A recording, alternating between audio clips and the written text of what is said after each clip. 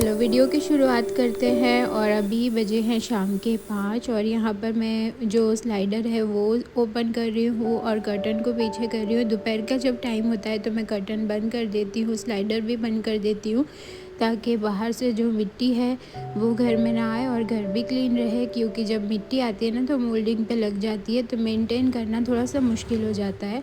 और इफ़्तार का भी टाइम होगा। इफ़्तार हम नीचे बैठकर करते हैं तो टेबल वगैरह मैंने हटा दिया है।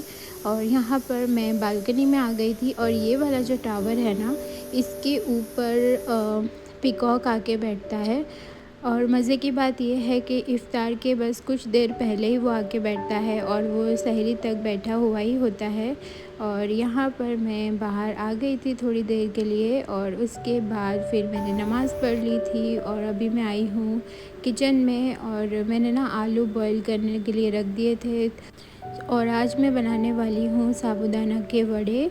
और आज मैंने कुछ ज़्यादा नहीं बनाया, बस सिंपल सा ही मैं बना रही हूँ, साबूदाना के वड़े बना रही हूँ। इस वजह से मैंने आलू को बॉईल कर दिया था और अभी मैं फ्रूट्स कट कर लूँगी, क्योंकि जब इफ़्तार का जब टाइम होता है ना तो फ्राई करने की वाली चीज़ें होती है और सामान फिर आगे सब रखना हुआ होता है, तो उस वजह से फिर जो फ्रूट्स है वो रह जाता है। एक दो बार ऐसा हुआ कि मोइन ने कट कर दिया क्योंकि मैं थोड़ी सी लेट हो गई थी, तो तब से फिर मैं फ्रूट्स को पहले ही कट करके रख देती हूँ फ्रीज़ में, ताकि वो थोड़ा सा ठंडा भी हो जाए। और नॉर्मल जो फ्रूट्स होता है ना वो मोइन को अच्छा नहीं लगता और फ्रीज़ में रखा हुआ जो ठंडा फ्रूट होता है वही उनको ज़्यादा पसंद है।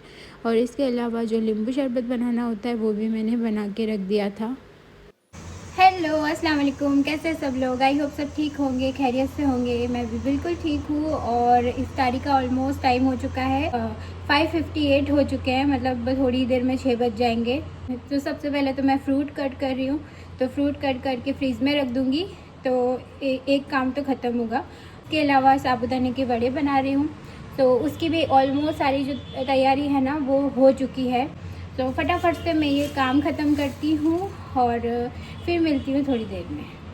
तो चलो फ्रूट्स कट हो चुके हैं और बस अब खजूर को वॉश करके मैं इसमें रख दूँगी। आलू भी बॉईल हो गए हैं, साबूदाना और यहाँ पे है सींग। साबूदाना में ना मैं सींग ये डालती हूँ रोस्ट करके अच्छे से, तो बहुत अच्छा लगता है, क्रंची एकदम लगता है।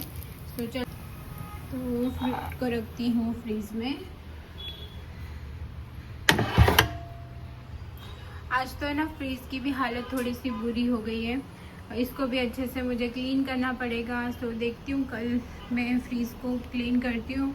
आज तो मैंने ये वाला जो कैबिनेट है ना वो पूरा क्लीन किया, यहाँ पे सब कुछ अच्छे से ऑर्गेनाइज़ किया, क्लीन किया।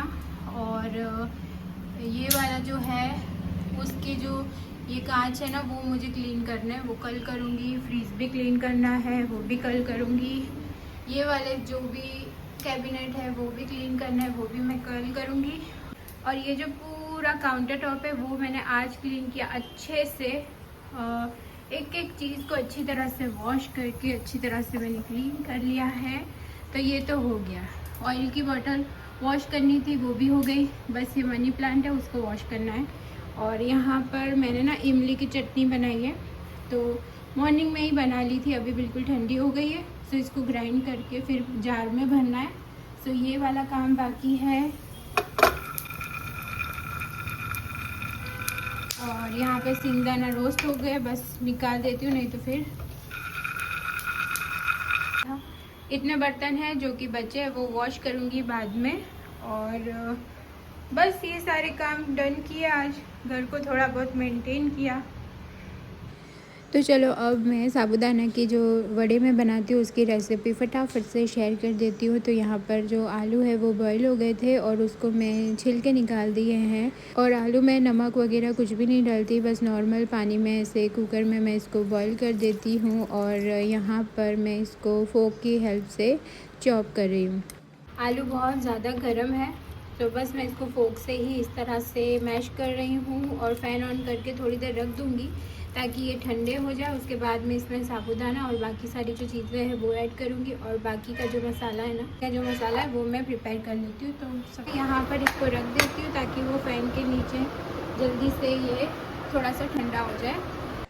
और साबूदाना के वड़े में जो मसाला मैं डालती हूँ उसमें मैंने थोड़ा सा गार्लिक मैंने ऐड किया है। उसके अलावा जो ग्रीन चिलीज़ होती है वो, धनिया थोड़ा सा और पीनट्स, ये सारी चीज़ों को अच्छी तरीके से मैंने चॉपर में ही चॉप कर लिया था।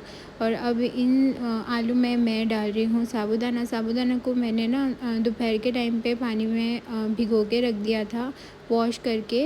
और बस इसको मैंने छन्नी में छान लिया था। उसके बाद मैंने साबूदाना ऐड कर लिए हैं। मेक श्योर करें कि उसमें कोई पानी ना हो। और उसके बाद मैंने इसमें जो मसाला प्रिपेयर किया था वो सारा मसाला ऐड कर दिया है। और सॉल्ट मैंने ऐड किया है, धनिया ऐड किया है। और इसके अलावा मैंने एक लेमन इसमें ऐड किया था और थोड़ी सी शुगर ऐड की है। तो शुगर से ना अच्छे से मसाला जो है वो बैलेंस हो जाता है। और लास्ट में मैंने इसमें कॉर्नफ्लावर ऐड किया है, इससे ना क्रंची से साबूदाना बनते हैं। और प्लेट मुझे छोटी पड़ रही थी तो उसको मैंने परांठ में ट्रांसफ़र कर दिया था और अच्छी तरीके से मैश कर दिया है। और यहाँ पर ऊपर से जो इफ़्तारी आती है वो मेरी फ्रेंड ने भेजी थी, सो वो मैं ले रही हूँ। और यहाँ पर मैंने वड़े भी बना लिए थे, थोड़े से लेट हो रहा था तो जल्दी जल्दी से मैंने वड़े बनाए हैं और उसको मैं फ्राई कर रही हूँ। और मोइन को मैंने बोला था कि एक चीज़ बाहर से लेकर आना, तो वो भी आते आते ना फिर थोड़ा बहुत चीज़ें लेकर आए थे। और ये जो साबूदाना के जो वड़े हैं उसका जो बैटर है वो थोड़ा सा बच गया था, तो उसको मैंने कंटेनर में डाल दिया है। थोड़ा सा ऊपर ऑयल लगा लिया है ताकि वो ऐसा ही रहे। और उसके बाद मैं इसको फ्रीज़ में रख दूँगी। फ्रीज़र में रखने की ज़रूरत नहीं और नेक्स्ट 1-2 डेज़ में मैं इसको यूज़ कर लूँगी। और मोइन जब आ रहे थे तब वो समोसे और कबाब लेकर आए थे। इसके अलावा जो दही वड़े हैं ना वो भी लेकर आए थे और साथ साथ वो मुझसे बातें कर रहे थे। तो ये जो समोसे हैं वो मैं प्लेट्स में निकाल रही हूँ। साथ में जो ग्रीन चिलीज़ होती है ना समोसे के साथ आई हुई, वो मुझे बहुत पसंद है। और किस किस को ग्रीन चिलीज़ पसंद है वो मुझे कमेंट में ज़रूर बताना।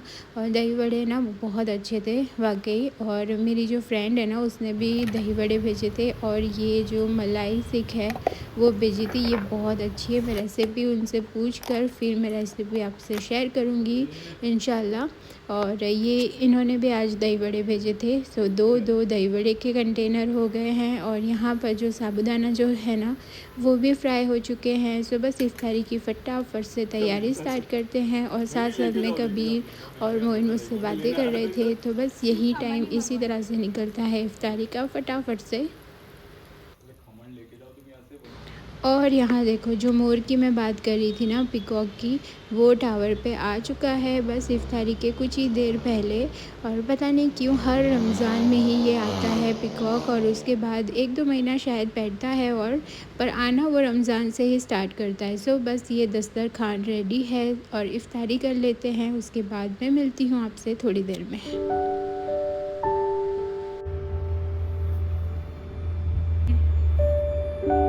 सो इफ्तारी करने के बाद फिर नमाज़ का टाइम हो रहा था तो नमाज़ पढ़ ली। और नमाज़ करने के टाइम पे मैं कैमरा ऑन नहीं करती हूँ, बट नमाज़ को भी व्लॉग्स में मैं अब ऐड करती हूँ कि अगर किसी को मेरे व्लॉग्स देखने के बाद नमाज़ पढ़ने का दिल करता है तो अच्छी बात है। इस वजह से सब कुछ मैं अपनी रूटीन शेयर कर रही हूँ, तो नमाज़ भी क्यों ना मैं शेयर करूँ।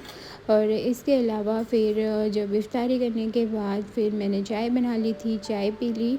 और यहाँ पर जो मैंने वेज बिरयानी बनाई है उसको मैंने दम कर दिया है और बर्तनों के बहुत ढेर लग गए हैं जो कि वो थोड़ी देर में मैं वॉश करूँगी। सो हेलो फ्रेंड्स, कैसे हैं सब लोग। और अभी ईशा की नमाज़ भी हो गई है और मैंने जो वेज बिरयानी बनाई थी उसको दम पे भी रख दिया है। बस मोइन तरावी पढ़ के आएंगे फिर हम खाना खाएंगे। और कबीर की आजकल ओरल चल रही है तो उसे एक प्रोजेक्ट पे काम करना था। उसका जो टॉपिक है वो है जलियांवाला बाग, तो बस उसके प्रिंट आउट्स निकलवा के और जो बनाना था प्रोजेक्ट वो रेडी किया है, उसको स्पीच रेडी करवाई है और कल वो उसको स्कूल में बोलना है। तो मैंने ये पिक्चर्स को प्रिंट आउट निकाला था, उसके बाद यहाँ पे चार्ट पेपर पे मैंने इसको स्टिक किया है। सो यहाँ पे लिखा है जलियांवाला बाग और जलियांवाला बाग के बारे में सब कुछ बोलना है उसको, जैसे वो कैसी प्लेस है, क्या है वहाँ पे, क्या करना चाहिए, उसको किस तरह से प्रोटेक्ट करना चाहिए। उसके बाद फिर यहाँ पे जो जलियांवाला बाग में जो इंसिडेंस हुआ था तो उसके बारे में उसको स्पीच देनी है। तो उसके रिलेटेड सारी चीज़ें लिखी है और ये सारा कुछ ना मैंने इसको लर्न करवाया।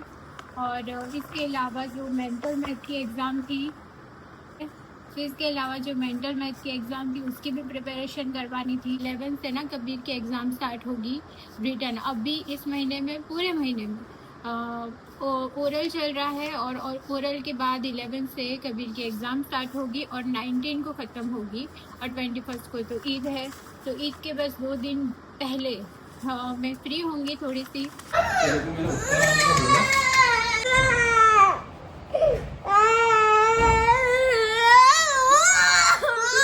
और अभी जो कबीर रो रहा था ना, वो इसलिए रो रहा था कि जब मोइन तरावी पढ़ के आए तो वो नीचे साइकिल चला रहा था और उसे ऊपर आने के लिए बोला तो वो आ नहीं रहा था, इस वजह से उसका मूड ख़राब था।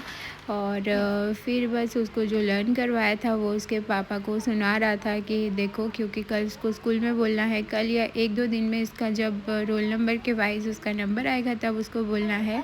तो उसने अच्छे से सब कुछ लर्न कर लिया था और बस आज का दिन अच्छा था और काफ़ी रोज़े अब निकल चुके हैं और आई एम श्योर सबकी ईद की तैयारियां चल रही होगी। और आपके रमज़ान कैसे जा रहे हैं मुझे कमेंट में ज़रूर बताना। How we can protect it?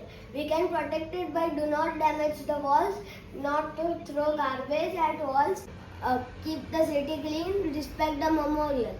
Thank you. Kabir के ओरल चलते हैं ना तो थोड़ा सा शेड्यूल थोड़ा सा ऊपर नीचे हो रहा है क्योंकि जो फाइनल एग्ज़ाम्स उसकी स्टार्ट हो जाएगी 11 से, उसकी वजह से उसके लिए भी मुझे टाइम निकालना पड़ता है। और यहाँ पर जो मैंने मॉर्निंग में इमली की चटनी बनाई थी उसको भी मैंने कंटेनर में भर दिया था और उसको मैं फ्रिज में रख दूँगी और जब भी इसको यूज़ करनी है तो बस बाउल में थोड़ी सी लेके थोड़ा सा पानी इसमें ऐड करके इसको यूज़ कर सकते हैं। और ये जो चटनी है ना वो काफ़ी लॉन्ग टाइम तक चलती है। सो आज की यही वीडियो थी, मिलती हूँ नेक्स्ट वीडियो में। अल्लाह हाफिज़।